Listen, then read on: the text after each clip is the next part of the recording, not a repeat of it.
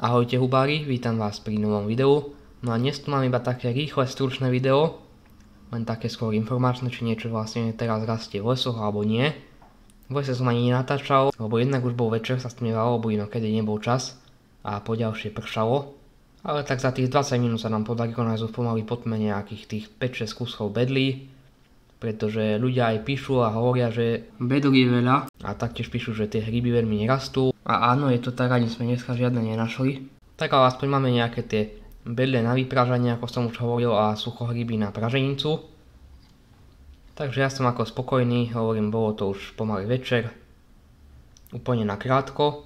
Tak ale počkáme si ešte nejakú dobu, pokiaľ začnú tie jesenné hryby vo veľkom rásť, tak ako teraz rastú bedle. A snad to už príde čo najskôr. Na to už by bolo aj všetko z tohto videa, takého informačného. Môžete ma podporiť lajkom, odberom, veľmi mi tým pomôžete. Na to už je všetko.